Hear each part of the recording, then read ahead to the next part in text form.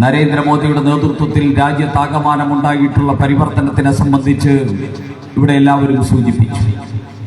ഈ രാജ്യം ഇന്ന് ലോകത്തിലെ വൻ ശക്തിയായി എന്നതുപോലെ തന്നെ ഈ രാജ്യത്തിലെ 29 കോടി വരുന്ന കഷ്ടതയും യാതനയും ദുഃഖവും ദുരിതവും അനുഭവിച്ച ജനത ഇന്ന് ദരിദ്രരേഖയ്ക്ക് മുകളിലേക്ക് എത്തി എന്ന ചരിത്രപരമായിട്ടുള്ള സംഭവം ഉണ്ടായ ഒരു സ്ഥലമാണ്.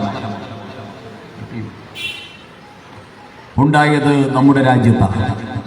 ഇവിടുത്തെ പാവപ്പെട്ടവന്റെ ക്ഷേമ പദ്ധതികൾ, പാവപ്പെട്ടവന് വീട് വെച്ച് നൽകൽ, പാവപ്പെട്ടവന് കാർഷിക സമ്മാൻ നിധി പ്രഖ്യാപിക്കൽ, പാവപ്പെട്ടവർക്ക് ആയുഷ്മാൻ ഭാരത് നൽകൽ തുടങ്ങിയ വിവിധങ്ങളായിട്ടുള്ള പദ്ധതികളിലൂടെ നമ്മുടെ സാധാരണക്കാരുടെ മുന്നിലേക്ക്, അത് കമ്മ്യൂണിസ്റ്റുകാരാണെങ്കിലും കോൺഗ്രസ്സുകാരാണെങ്കിലും ജാതി ഇല്ലാത്തവരും മതമില്ലാത്തവരും ജാതിയുള്ളവരും മതമുള്ളവരും സർവ്വ മേഖലയിലുള്ളവർക്കും നരേന്ദ്രമോദി സർക്കാരിന്റെ പദ്ധതികൾ കിട്ടിയിട്ടുണ്ട്. ഈ രാജ്യം സ്വതന്ത്രയായി 75 വർഷം പിന്നിടുമ്പോൾ ഇവിടുത്തെ അടിസ്ഥാന ജനവിഭാഗങ്ങളുടെ വീടുകളിലേക്ക് കേന്ദ്ര സർക്കാരിന്റെ പദ്ധതികളുമായിട്ട് എത്തിച്ചേരുന്നത് ചരിത്രത്തിലാദ്യമായിട്ടാണ്. ഇതിനു മുമ്പ് ഇത്തരത്തിലുള്ള പദ്ധതികൾ ആർക്കും ലഭിച്ചിട്ടില്ല. പ്രിയപ്പെട്ടവരെ, ഈ രാജ്യത്തിലെ ഏറ്റവും സാധാരണക്കാരനുമായിട്ട് താതാത്മ്യപ്പെടുന്ന ഒരു ഭരണകൂടമാണ് നരേന്ദ്രമോദിയുടെ ഭരണകൂടം. നരേന്ദ്രമോദി ഇന്ന് ലോക നേതാവാണ്, ആഗോള നേതാവാണ്. നരേന്ദ്രമോദി ആഗോള നേതാവായത് അദ്ദേഹത്തിന്റെ അച്ഛൻ ഇന്ത്യയുടെ പ്രധാനമന്ത്രി ആയതുകൊണ്ടല്ല. നരേന്ദ്രമോദി ആഗോള നേതാവായിരിക്കുന്ന അദ്ദേഹത്തിന്റെ അമ്മ ഇന്ത്യയുടെ പ്രധാനമന്ത്രി ആയതുകൊണ്ടല്ല, ആ മുതുമുത്തപ്പൻ ഇന്ത്യയുടെ പ്രധാനമന്ത്രി ആയതുകൊണ്ടല്ല. നരേന്ദ്രമോദി ഏതെങ്കിലും രാജകുടുംബത്തിൽ പിറന്നവനല്ല. നരേന്ദ്രമോദി ഏതെങ്കിലും ശതകോടീശ്വരന്റെ വീട്ടിൽ പിറന്നവനുമല്ല. നരേന്ദ്രമോദി ആഗോള നേതാവായത് നരേന്ദ്രമോദി ഗുജറാത്തിന്റെ മുഖ്യമന്ത്രിയായിരുന്ന വേളയിലും അതിനുശേഷം ഈ രാജ്യത്തിന്റെ പ്രധാനമന്ത്രിയായിരുന്ന വേളയിലും ഈ രാജ്യത്തിനെ മുന്നോട്ട് നയിച്ചതിന്റെ ആ കരുത്ത് ലോകത്തിന് ബോധ്യമായപ്പോഴാണ് ലോകം നരേന്ദ്രമോദിയെ ആഗോള നേതാവായിട്ട് പ്രഖ്യാപിച്ചത്.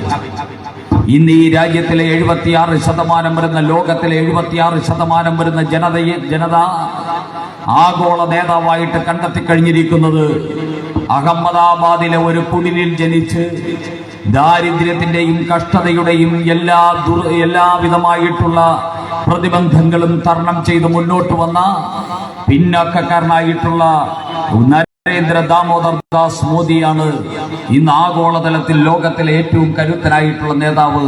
76% വരുന്ന ലോക ജനത അദ്ദേഹത്തെ നേതാവായി തെരഞ്ഞെടുത്തിരിക്കുന്നു.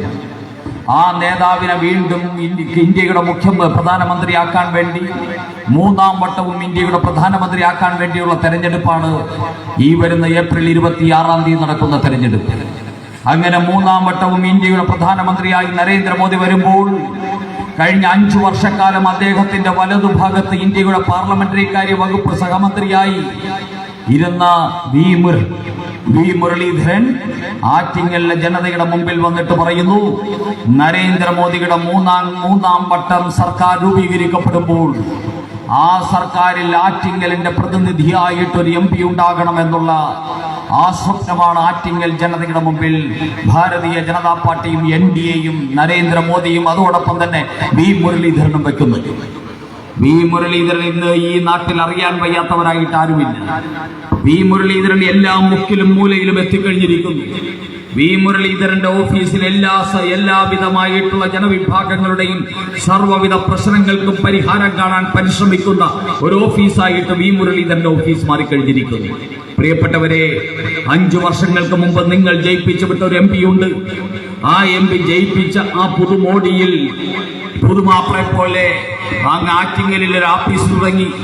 അവിടെ ഒരു വലിയ ബോർഡ് വെച്ചു, അടൂർ പ്രകാശ് MP ആറ്റിങ്ങൽ എന്നൊരു ബോർഡ് വെച്ചു. ഇന്ന് നിങ്ങൾക്ക് ആർക്കെങ്കിലും ആറ്റിങ്ങലിൽ ചെന്നാൽ ആ ബോർഡ് കാണാൻ സാധിക്കുമോ?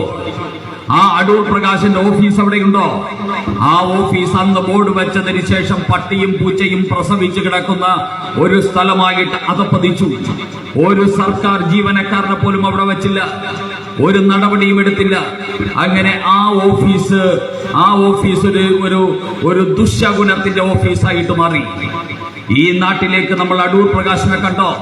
BJPയുടെ കൺവെൻഷനിൽ വന്നിരിക്കുന്നവരോട് ഞാൻ അടൂർ പ്രകാശിനെ നിങ്ങൾ 5 വർഷമായിട്ട് കണ്ടോ എന്ന് ചോദിച്ചാൽ നിങ്ങൾ ഒരു രീതിയിലും കാണാൻ സാധ്യതയില്ല. പക്ഷേ നിങ്ങളുടെ അടുത്തുള്ള കോൺഗ്രസ്സുകാരോട് ചോദിക്കുക, കോൺഗ്രസ്സുകാരല്ലേ അവർ അദ്ദേഹത്തിന് ജയിപ്പിച്ചത്? കൈപ്പത്തിക്ക് വോട്ട് ചോദിച്ചിറങ്ങി അദ്ദേഹത്തെ ജയിപ്പിച്ചത് കോൺഗ്രസ്സുകാരല്ലേ? കോൺഗ്രസ്സുകാരോട് ചോദിക്കൂ, നിങ്ങൾ ജയിപ്പിച്ചു വിട്ട നിങ്ങളുടെ നേതാവ് അടൂർ പ്രകാശിനെ കഴിഞ്ഞ 5 വർഷമായിട്ട് നിങ്ങൾക്ക് കാണാൻ സാധിച്ചോ? നിങ്ങൾക്ക് അദ്ദേഹത്തിന് എവിടെയെങ്കിലും വെച്ച് കാണാൻ സാധിച്ചിട്ടുണ്ടോ എന്ന് ചോദിക്ക്. കോൺഗ്രസ്സുകാർ ഒറ്റ സ്വരത്തിൽ, ഗ്രൂപ്പ് ഭേദമന്യേ ഒറ്റ സ്വരത്തിൽ പറയും, ഞങ്ങൾ ജയിപ്പിച്ചു വിട്ട അടൂർ പ്രകാശിന് 5 വർഷമായി ഞങ്ങൾക്ക് ആറ്റിങ്ങലിൽ കാണാൻ സാധിച്ചിട്ടില്ല എന്ന്. ശ്രീ അടൂർ പ്രകാശിനോട് ഞങ്ങളുടെ റിക്വസ്റ്റ് എന്താണെന്നറിയൂ? വന്യമൃഗങ്ങൾ പോലും വനങ്ങളിൽ നിന്ന് നാട്ടുകാരെ കാണാനായിട്ട് ഇടയ്ക്കിടയ്ക്ക് വരുന്ന ഒരു സംസ്ഥാനമാണ് കേരളം. അങ്ങനെ വന്യമൃഗങ്ങൾക്ക് നാടിനോടുള്ള സ്നേഹമെങ്കിലും ഈ നാടിൽ നിന്ന് ജയിച്ചു പോയ അടൂർ പ്രകാശിന് ഒരു വന്യമൃഗത്തിന് തോന്നുന്ന സ്നേഹമെങ്കിലും ഈ നാടിനോട് തോന്നേണ്ടിയിരുന്നു എന്നാണ് അടൂർ പ്രകാശിനെ ഓർമ്മിപ്പിക്കാറുള്ളത്. വന്യമൃഗങ്ങളുടെ സാമീപ്യം പോലും ലഭ്യമാകുമ്പോൾ ഇവിടെ നിന്ന് ജയിച്ചു പോയ MP-യുടെ സാമീപ്യം ആറ്റിങ്ങലിൽ ഇന്നേ ഉണ്ടായിട്ടില്ല. ആറ്റിങ്ങലിന്റെ ഒരു വികസന പ്രക്രിയയിലും അദ്ദേഹത്തിന്റെ ഒന്നും തന്നെ അവകാശപ്പെടാനില്ല. ഈ ആറ്റിങ്ങലിൽ ജനത, ഇന്ത്യയിലെയും ലോകത്തിലെയും മുഴുവൻ ജനത കോവിഡ് ബാധിച്ച് ശ്വാസം മുട്ടി മരിച്ചുകൊണ്ടിരുന്ന സമയത്ത് ഈ നാട്ടിൽ നിന്ന് ജയിച്ചുപോയ MP-യെ ഒന്ന് കാണണമെന്ന് ആഗ്രഹിച്ചവർക്ക് ആർക്കെങ്കിലും കാണാൻ സാധിച്ചോ? പക്ഷെ ആ സമയത്തൊക്കെ ഈ നാട്ടിൽ നിന്ന് ജയിച്ചിട്ടില്ലാത്ത നരേന്ദ്രമോദി ആറ്റിങ്ങലിന് വേണ്ടി തന്നിട്ടുള്ള ഗ്യാരണ്ടി ആയിട്ടുള്ള ശ്രീ V. മുരളീധരൻ ഈ നാട്ടിലെ ജനങ്ങളോടൊപ്പം ഉണ്ടായിരുന്നു എന്ന് അഭിമാനത്തോടെ BJP-ക്ക് പറയാൻ സാധിക്കും. അഭിമാനത്തോട് പറയാൻ സാധിക്കും. ഈ നാട്ടിൽ ഈ ആറ്റിങ്ങൽ പാർലമെന്റ് അനന്തമായ വികസന സാധ്യതയുള്ളൊരു പാർലമെന്റാണ്. വിഴിഞ്ഞം തുറമുഖം യാഥാർത്ഥ്യമായിക്കൊണ്ടിരിക്കുന്നു.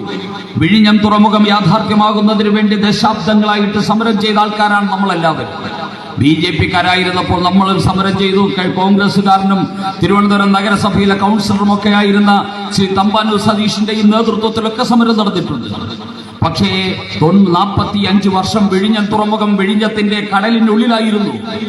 എന്നാ വിഴിഞ്ഞം തുറമുഖം കടലിൽ നിന്ന് ഉയർന്നു തുടങ്ങിയത് നരേന്ദ്ര ദാമോദർദാസ് മോദി അധികാരത്തിൽ വന്ന 2014 അധികാരത്തിൽ വന്ന 6 മാസം പിന്നിടുമ്പോൾ അന്ന് ഈ BJP-യുടെ സംസ്ഥാന അധ്യക്ഷനായിരുന്ന ശ്രീ V. മുരളീധരന്റെ നേതൃത്വത്തിൽ ജില്ലാ അധ്യക്ഷനായിരുന്ന ഞാൻ ഉൾപ്പെടെയുള്ള പാർട്ടിയുടെ നേതാക്കന്മാർ ഡൽഹിയിൽ പോയി നിതിൻ ഗഡ്കരിയെ കണ്ട് V. മുരളീധരൻ നിതിൻ ഗഡ്കരിക്ക് അതിനെ സംബന്ധിച്ചൊരു അപേക്ഷ കൊടുത്ത അടുത്ത ദിവസമാണ് നിതിൻ ഗഡ്കരി തിരുവനന്തപുരത്ത് വിഴിഞ്ഞം സന്ദർശിക്കാനും അതിനുവേണ്ടിയുള്ള നടപടികൾക്ക് ആരംഭം കുറിക്കാനും തയ്യാറായത്. അങ്ങനെ നിതിൻ ഗഡ്കരിയുടെ നേതൃത്വത്തിൽ ആരംഭിച്ച ആ പ്രക്രിയ 6 മാസം നരേന്ദ്രമോദി സർക്കാർ അധികാരത്തിൽ വന്ന 6ാം മാസമാണ് വയബിലിറ്റി ഗ്യാപ്പ് ഫണ്ട് അനുവദിച്ചുകൊണ്ട് 45 വർഷമായി കടലിൽ കിടന്ന വിഴിഞ്ഞം തുറമുഖം ഉയരുമെന്നുള്ള പ്രതീക്ഷ നൽകിയത്. ഇന്ന് ആ പ്രതീക്ഷ പൂവണിഞ്ഞുകൊണ്ടിരിക്കുകയാണ്. വരുന്ന ഡിസംബറോടുകൂടി വിഴിഞ്ഞം തുറമുഖത്തിന്റെ 1ാം ഘട്ടം കമ്മീഷൻ ചെയ്യപ്പെടാൻ പോവുകയാണ്. അപ്പോൾ ചോദിക്കും, കഴിഞ്ഞ ദിവസം പിണറായി വിജയൻ ചെന്ന് എന്തോ അവിടെ ഉദ്ഘാടനം ചെയ്തല്ലോ എന്ന്. അത് മറ്റൊന്നുമായിരുന്നില്ല, സാമ്രാജ്യത്വ ശക്തിയും ബൂർഷ്വയുമായിട്ടുള്ള അദാനിയുടെ പണിയായുധങ്ങൾ വന്നപ്പോൾ പിടിച്ചിറക്കാൻ CIT-കാരെ കിട്ടാത്തത് കൊണ്ട് പിണറായി വിജയൻ പോയി അത് പിടിച്ചിറക്കിയതാണ്. യഥാർത്ഥ വിഴിഞ്ഞം തുറമുഖം കമ്മീഷൻ ചെയ്യപ്പെടാൻ പോകുകയാണ്.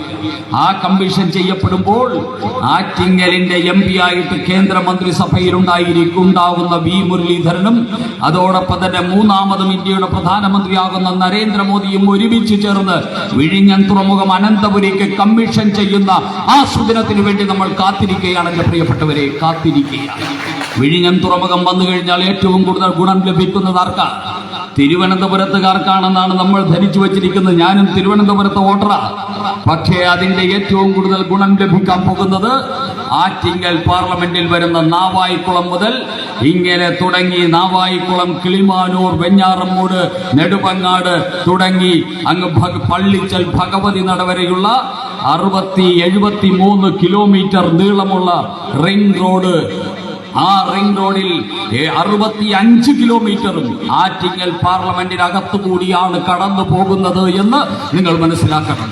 വിഴിഞ്ഞം തുറമുഖത്തിന് വേണ്ടിയുള്ള റോഡ് കടന്നു പോകുന്നതിൽ 72 കിലോമീറ്ററിൽ 65 കിലോമീറ്ററും ആറ്റിങ്ങൽ മണ്ഡലത്തിലൂടെയാണ്.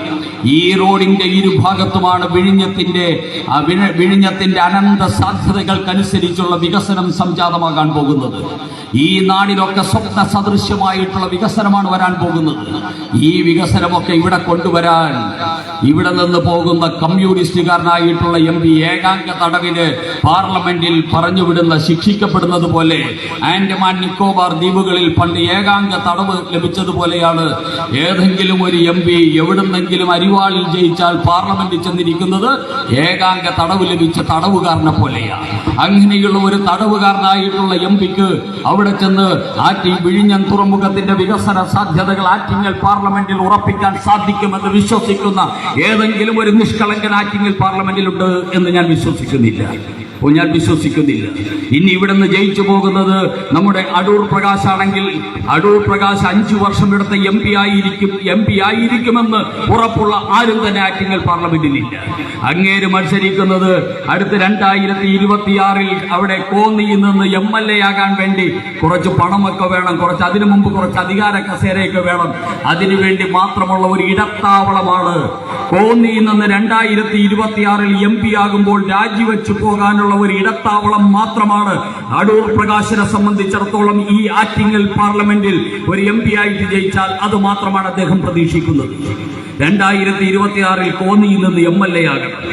അങ്ങനെ കോന്നിയിൽ നിന്ന് MLA ആകാൻ വേണ്ടിയുള്ള വിഭ്രാന്തിയുമായിട്ട് നടക്കുന്ന ഒരുവന് ഇനിയും ഒരു 2 വർഷക്കാലം ഇടത്താവളം ഒരുക്കാൻ വേണ്ടി മാത്രം നിങ്ങളുടെ ആരെങ്കിലും ആണോ ഈ അടൂർ പ്രകാശ് എന്ന് ഈ നാട്ടിലെ ജനത ചിന്തിക്കണം.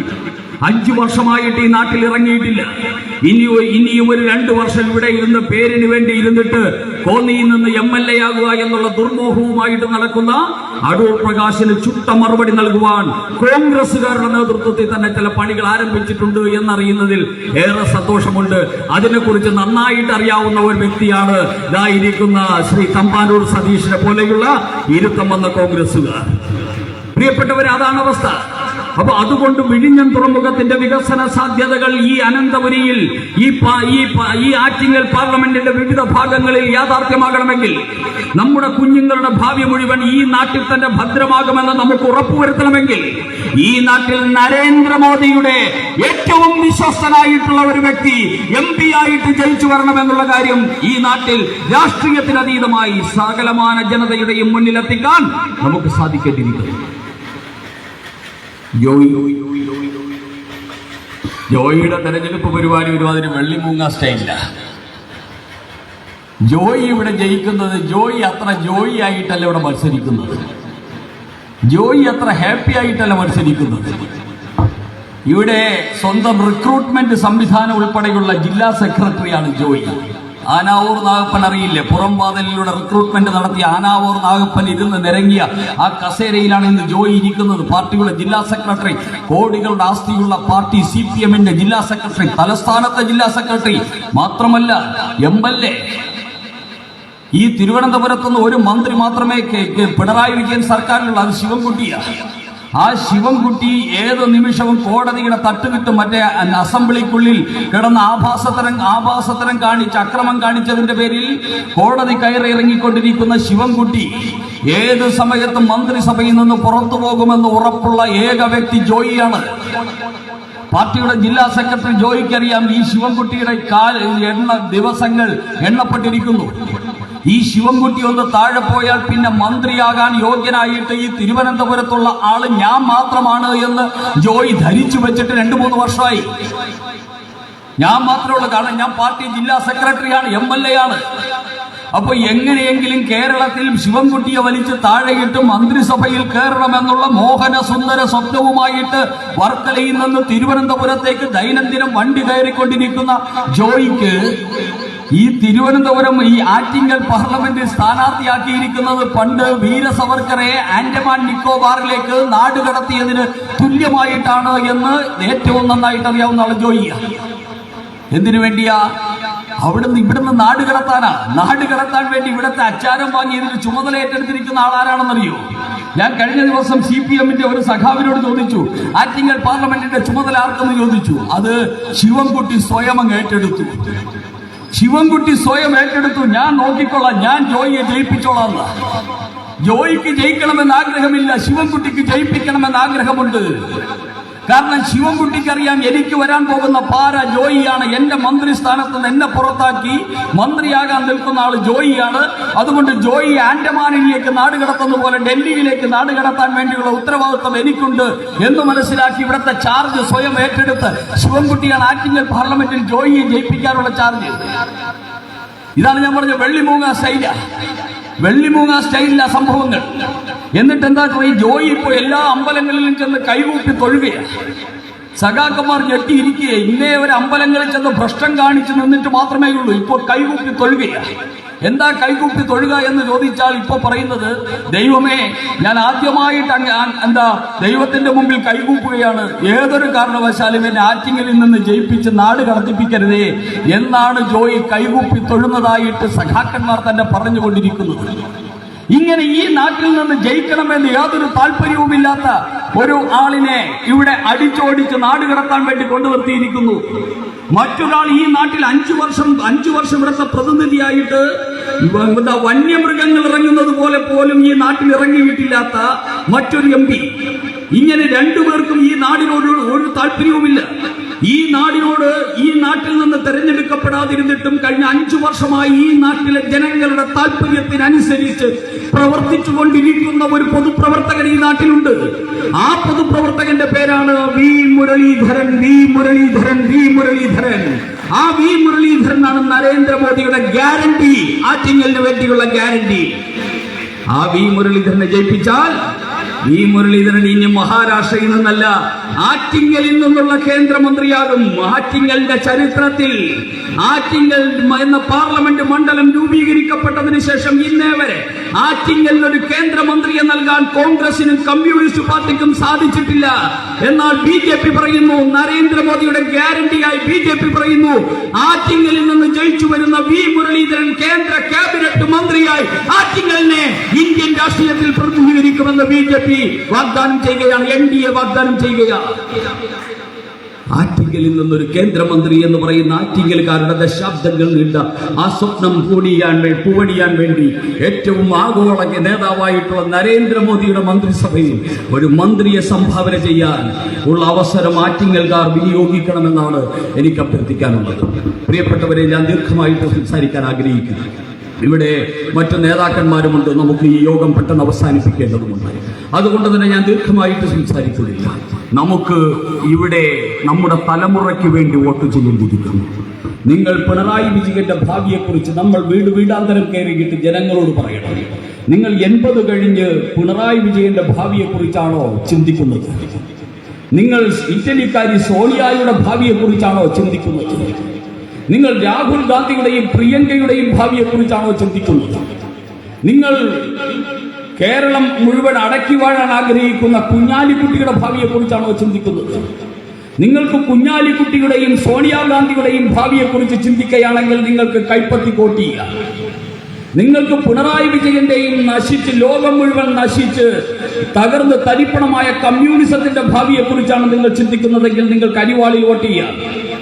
പക്ഷെ നിങ്ങൾ ചിന്തിക്കുന്നത് നിങ്ങളുടെ കുഞ്ഞിന്റെ ഭാവിയെക്കുറിച്ചാണെങ്കിൽ, നിങ്ങളുടെ പേരക്കുട്ടിയുടെ ഭാവിയെക്കുറിച്ചാണെങ്കിൽ, നിങ്ങൾ ചിന്തിക്കുന്നത് നിങ്ങളുടെ ഭാവിയെക്കുറിച്ചാണെങ്കിൽ, നിങ്ങൾ ചിന്തിക്കുന്നത് നിങ്ങളുടെ കുടുംബത്തിന്റെ ഭാവിയെക്കുറിച്ചാണെങ്കിൽ, നിങ്ങൾ ചിന്തിക്കുന്നത് നിങ്ങളുടെ നാടിന്റെ ഭാവിയെക്കുറിച്ചാണെങ്കിൽ, നിങ്ങൾ ഇനി അരിവാളിൽ വോട്ട് ചെയ്തിട്ട് കാര്യമില്ല എന്ന് കമ്മ്യൂണിസ്റ്റ് സുഹൃത്തുക്കളോട് നല്ല സൽബുദ്ധിയിൽ നിങ്ങൾ ഉപദേശിക്കണം. കോൺഗ്രസ് സുഹൃത്തുക്കളോട് ഉപദേശിക്കണം. ഈ നാട്ടിൽ ഇനി ഇന്ത്യയിലോ കോൺഗ്രസിന് ഇനി ഒരു വസന്തമില്ല. കേരളത്തിലോ ഇന്ത്യയിലോ ഇനി കോൺഗ്രസ് എന്ന് പറയുന്ന പാർട്ടി അധികാര ശ്രേണിയിലേക്ക് വരാൻ പോകുന്നില്ല. കേരളത്തിലോ ഇന്ത്യയിലോ ലോകത്തിൽ കമ്മ്യൂണിസ്റ്റ് പാർട്ടി രൂപീകരിക്കപ്പെട്ടത് പിണറായിയിലാണെങ്കിൽ ആ പിണറായി പാറയിൽ തന്നെ ഈ കമ്മ്യൂണിസത്തിന് അന്ത്യകൂദാശ ചെയ്യാൻ അവിടെ നിന്ന് ജന്മം കൊണ്ട വിദ്വാന്റെ പേരാണ് വിജയൻ എന്ന് പറയുന്ന ഇന്നത്തെ മുഖ്യമന്ത്രി. കോൺഗ്രസ് 1885 അല്ലൻ ഒക്ടോബിയൻ ഹ്യൂം എന്ന് പറഞ്ഞ ഒരു സായിപ്പാണ് കോൺഗ്രസ് തുടങ്ങിയതെങ്കിൽ ആ കോൺഗ്രസിനെ നശിപ്പിക്കാനായിട്ട് അവതാരമെടുത്ത മദാമ്മയാണ് സോണിയാഗാന്ധി. ഇവർ രണ്ടുപേരും ചേർന്ന് കോൺഗ്രസിനെയും കമ്മ്യൂണിസ്റ്റ് പാർട്ടിയെയും നശിപ്പിച്ചെടുക്കാൻ ഇനി വർഷങ്ങൾ മാത്രമേ മുമ്പിലുള്ളൂ. ഈ രാജ്യത്ത് 50 വർഷമെങ്കിലും മുന്നോട്ട് പോകുക നരേന്ദ്രമോദിയുടെയും ഭാരതീയ ജനതാ പാർട്ടിയുടെയും നേതൃത്വത്തിലുള്ള ഭരണകൂടമാണ്. അതുകൊണ്ട് ഈ രാജ്യത്തിലെ തലമുറകൾക്ക് വികസനത്തിന്റെയും അതോടൊപ്പം തന്നെ ആഗോള ശക്തിയായ ഭാരതത്തിന്റെ കരുത്തും ഇവിടുത്തെ തലമുറകൾക്ക് ലഭ്യമാക്കാൻ അനുഭവേദ്യമാക്കാൻ സാധിക്കുന്നത് ഭാരതീയ ജനതാ പാർട്ടിക്കാണ്.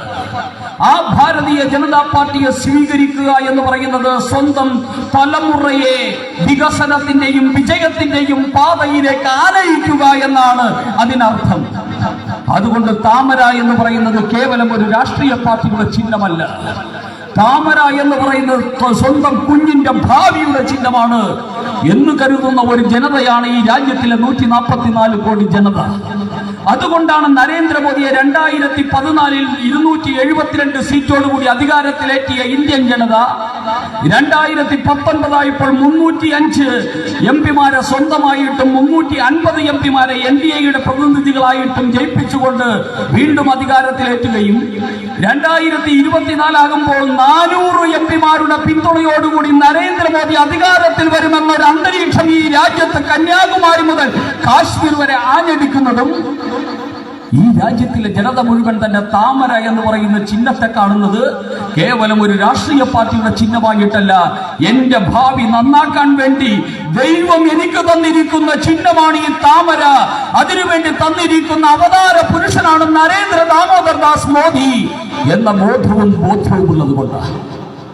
ആ ബോധവും ബോധ്യവുമാണ് ഈ നാട്ടിലെ സകലമാന ജനതയുടെയും മസ്തിഷ്കങ്ങളിലേക്ക് വരുന്ന 10-25 ദിവസത്തിനുള്ളിൽ നമുക്ക് സന്നിവേശിപ്പിക്കാനായിട്ടുള്ളത്. ഇതിൽ യാതൊരു രീതിയിലുള്ള വീഴ്ചയും വിട്ടുവീഴ്ചയും കാണിക്കാതെ ബൂത്തുകളിൽ വീടാന്തരം കയറി ജനങ്ങളെ ബോധ്യപ്പെടുത്തിയാൽ ഈ നാട്ടിൽ അത്ഭുതകരമായിട്ടുള്ള മുന്നേറ്റം നടത്താൻ ഭാരതീയ ജനതാ പാർട്ടിക്ക് സാധിക്കും. 97,000 വോട്ടിൽ നിന്ന് 2,48,000 എന്ന വോട്ടിലേക്ക് കുതിച്ചു ചാടിയ ആറ്റിങ്ങലിന്റെ കരുത്ത് നിങ്ങളിലാണ്. ആ കുതിച്ചുചാട്ടത്തിന് നേതൃത്വം നൽകിയ പ്രവർത്തകരാണ് എന്റെ മുന്നിലിരിക്കുന്ന പ്രവർത്തകർ. ആ 2,48,000 നിന്ന് 4 ലക്ഷത്തിലേക്കുള്ള അടുത്ത കുതിപ്പിന് വേണ്ടിയുള്ള ആവേശം എന്റെ പ്രിയപ്പെട്ടവരെ ഒരു നിമിഷം പോലും പാഴാക്കാതെ നമ്മുടെ വീടാന്തരമുള്ള പ്രവർത്തനങ്ങളിലൂടെ ആറ്റിങ്ങലിൽ 2,48,000 നിന്ന് 4 ലക്ഷത്തിലേക്ക് BJPയുടെ NDAയുടെ വോട്ടെത്തിക്കുമെന്നുള്ള അനിശ്ചയദാർഢ്യത്തോടു കൂടി നമ്മൾ ഓരോരുത്തരും പ്രവർത്തിക്കണമെന്ന് അഭ്യർത്ഥിക്കുന്നു. കൈപ്പത്തി പിടിച്ചിരിക്കുന്ന ആൾക്കാരോട് ചെന്ന് താമരക്കോട്ട് ചോദിക്കണം. അരിവാള് പിടിച്ചിരിക്കുന്ന ആൾക്കാരോട് ചെന്ന് താമരക്കോട്ട് ചോദിക്കണം. അവൻ കയ്യിൽ പിടിച്ചിരിക്കുന്നത് കൈപ്പത്തിയാണെങ്കിലും അവന്റെ ഹൃദയത്തിലുള്ളത് താമരയാണ്, മറക്കണ്ടെന്ന്. അവൻ കയ്യിൽ പിടിച്ചിരിക്കുന്നത് അരിവാളാണെങ്കിലും അവൻ ഗുഷ്ടി ചുരുട്ടി ഇൻകുലാബ് സിന്ദാബാദ് വിളിക്കുമെങ്കിലും അവന്റെ ഹൃദയത്തിലുള്ളത് നരേന്ദ്രമോദിയും താമരയുമാണ്. കാരണം അവന്റെ കുഞ്ഞിനെ കുറിച്ച് ചിന്തിക്കുന്നു എന്നുള്ളതാണ് യാഥാർത്ഥ്യം. അതുകൊണ്ട് ഇന്നത്തെ കമ്മ്യൂണിസ്റ്റുകൾ ഇന്ന് BJPക്ക് വോട്ട് ചെയ്യേണ്ടവരാണ്. ഇന്നത്തെ കോൺഗ്രസുകൾ ഇന്ന് BJPക്ക് വോട്ട് ചെയ്യേണ്ടവരാണ്. അവർ നാളെയെ നമ്മളോടൊപ്പം പ്രത്യക്ഷത്തിൽ വരുമായിരിക്കൂ, പക്ഷെ വോട്ട് ചെയ്യുന്നത് രഹസ്യമായിട്ടാണ്. ഇന്നത്തെ കോൺഗ്രസുകാർ ഇന്ന് തന്നെ നമുക്ക് താമര ചിഹ്നത്തിൽ വോട്ട് ചെയ്യേണ്ടവരാണ്. ഇന്നത്തെ കമ്മ്യൂണിസ്റ്റുകൾ ഇന്ന് തന്നെ നമുക്ക് താമര ചിഹ്നത്തിൽ വോട്ട് ചെയ്യേണ്ടവരാണ്. സർവരെയും സ്വാംശീകരിച്ചുകൊണ്ട് ഈ രാജ്യത്ത് ഭാരതീയ ജനതാ പാർട്ടി എന്ന് പറയുന്നത് ഭാരതത്തിലെ മുഴുവൻ ജനതയുടെയും പാർട്ടിയാണ് എന്ന ബോധ്യവും സമൂഹത്തിലേക്ക് എത്തിച്ചുകൊണ്ട് നമുക്ക് നമ്മുടെ വിജയരഥത്തിലേറ്റി ഈ മുരളീധരനെ മുന്നോട്ട് കൊണ്ടുപോകാനുള്ള സർവേശ്വരന്റെ കടാക്ഷം നമുക്ക് ഓരോരുത്തർക്കും ഉണ്ടാകട്ടെ എന്ന് മാത്രം പ്രാർത്ഥിച്ചുകൊണ്ട് ഈ കൺവെൻഷന് എല്ലാവിധമായിട്ടുള്ള ആശംസകളും ഭാവുകങ്ങളും നേർന്നുകൊണ്ട് എന്റെ വാക്കുകൾക്ക് വിരാമം കുറിക്കുന്നു.